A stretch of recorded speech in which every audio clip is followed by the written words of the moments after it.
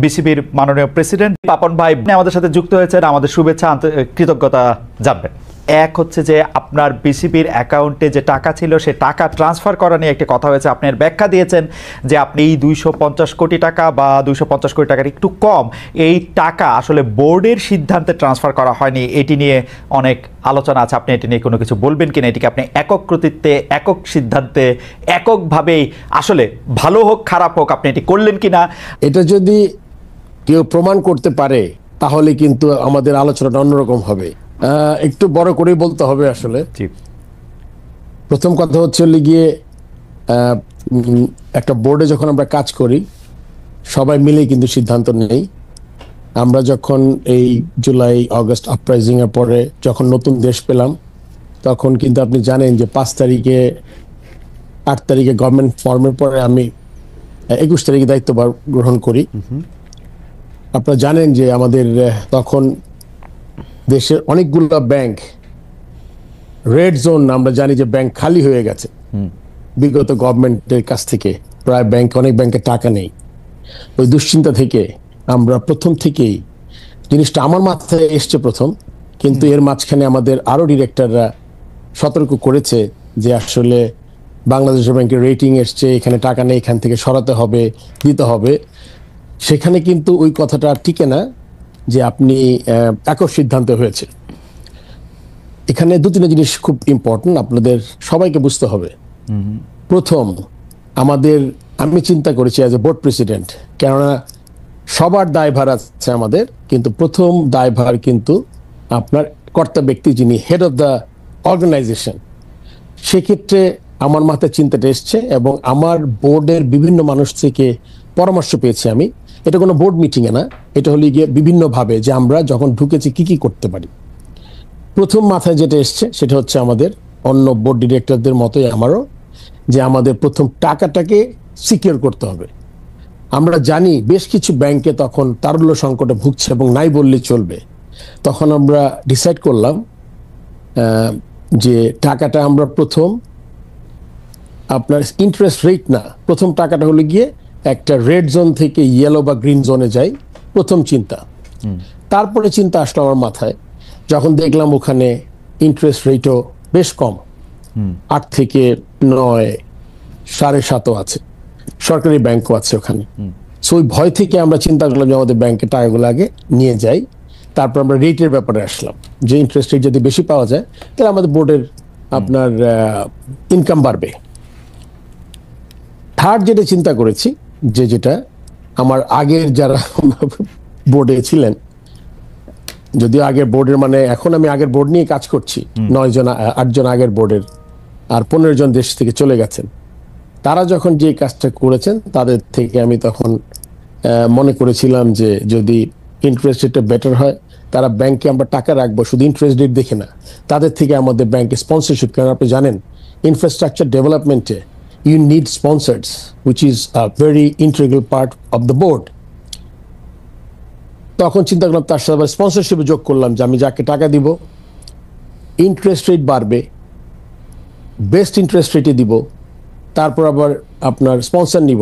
এখন আমি একটা জিনিস সবার কাছে এই কোয়েশ্চেনটা করতে চাই, ব্যাংকের প্রথম হলো কি রেড থেকে ইয়েলো অ্যান্ড গ্রিন, ব্যাংকে গেলাম, তারপরে বেস্ট ইন্টারেস্ট রেট পেলাম, অন টপ অফ দ্যাট 8 কোটি 10 কোটি টাকা স্পন্সর নিলাম। এরপরে আর কোনো মার্জিন থাকে কিনা আমার কোনো জানা নাই আসলে। অ্যান্ড আপনার কোশ্চেন দিয়ে স্ট্রেট করি, একটা মানুষ তো মিলাবে যে একটা মানুষ তার career as a cricketer, as a selector, একটা মানুষ কিন্তু হঠাৎ করে আপনি বুঝতে পারবেন না এটা মানুষ কেমন। তো সেই দিকে বিবেচনা করলে আপনার ওখানে কোনো আর্থিক লেনদেন কোনো প্রশ্নই ওঠে না, ওখানে কোনো মার্জিনও ছিল না, বরং আগে যেভাবে ছিল সেখানে আপনার ওখানে মার্জিনটা বেশি ছিল। যখন 8.5 থেকে আপনি 11.5 12তে যাবেন ইন্টারেস্ট রেট, তার সাথে স্পন্সরশিপ যোগ হলে, এবং অন টপ অফ দ্যাট আমি এটাও চেয়েছি যে তারা আমাদের ইনফ্রাস্ট্রাকচার ডেভেলপমেন্টও আসবেন, লাইক প্রতিশ্রুতি পেয়েছি আমি প্রায় 25-30 কোটি টাকা। সো দিস ইজ এটা মানে in a nutshell that the reason. And সবাই বোর্ডের জানতো, এবং সিগনেটারি আপনি জানেন যে আমি সিগনেটারিটাও আমি নেইনি বোর্ড প্রেসিডেন্ট হওয়ার পরে। এটা একটা কথা আসে যে সিগনেটারি পরে হয়েছে, আসলে প্রথম আমার মিটিং যেদিন আমি প্রেসিডেন্ট হলাম ওই রেজুলেশনে 21 তারিখে আমাদের একজন বোর্ড ডিরেক্টর দেশ থেকে চলে গেছেন, তার জায়গায় আমরা আরেকজনকে ডিরেক্টরকে আমরা সিগনেচার করেছি, যেটা আমার হাতে নেই। তারাই এখনো সব চেক সই করছেন, সবকিছুতে সই করছেন। So, আমি মনে হয় এর চেয়ে বেশি আর কিছু এক্সপ্লেইন করতে পারবো না। না, আপনি এটা চিঠি দিয়েও জানিয়েছেন, কিন্তু আসলে আমরা একটু কনফিউজ হই কখন আমরা দেখেছি যে এখানে সিগনেচার ছিল ফাইন্যান্স কমিটির প্রধান জনাব ফাহিম সিনহার, আমি যদি ভুল না হয়ে থাকে, এবং পরিচালক মাহবুবুল্লাহ নামের। তো তারা আপনার ছিল না, সেটি আপনি ঠিকই বলেছেন, কিন্তু তারা বলছেন সিদ্ধান্তটি বোর্ড সভায় নেওয়া হয়নি, আপনার সিদ্ধান্তে তারা সিদ্ধান্ত দিয়েছেন। ব্যাপারটা কি ঠিক? আসলে এরকম করে বোর্ড সভায় যে নিতে হবে জিনিসটা আসলে এরকম না। কেননা কিছু কিছু আপনার জিনিস থাকে যখন আপনি ইনফর্মালি আলাপ করে নেন, এখন যখন সবাই যখন অনেক কনসার্ন, যখন ওই বোর্ড সভা 1 মাস 2 মাস পরে হবে, তারপর আপনি সিদ্ধান্ত নেবেন, তখন ব্যাংকে যখন আপনি টাকা আনতে যাবেন সিদ্ধান্তের পরে কোনো টাকা থাকবে না। সো ওই সময়টা ছিল না, কিন্তু ইনফর্মালি প্রতিটা বোর্ড ডিরেক্টর জানতেন। এখন তারা যদি কিছু বলে থাকেন এটার বাইরে অন্য কিছু, এটাতে আসলে আমার কোনো কমেন্ট করার কিছু নাই। বাট এবং এই কনসার্নটা তাদেরও ছিল যে হ্যাঁ, it is a very good idea, I think we should go to better banks with green and yellow জোনে ফ্রম রেড জোন ব্যাংকস। এই ব্যাপারে আপনার কাছ থেকে একটু জানতে চাই যে অক্টোবরে ইলেকশন আছে বিসিবির, সেই ইলেকশনের সময় এই যে ডিরেক্টর, মানে আপনি আগেই বলেছেন যে গত বোর্ডের ডিরেক্টরদের নিয়ে আপনি কাজ করতেছেন, তো এই ইলেকশনের সামনে রেখে কি একটা গ্রুপ আরেকটা গ্রুপ ঘরের ভিতরে নানা ধরনের মশারি এরকম তৈরি হইতেছে কিনা ফারুক ভাই?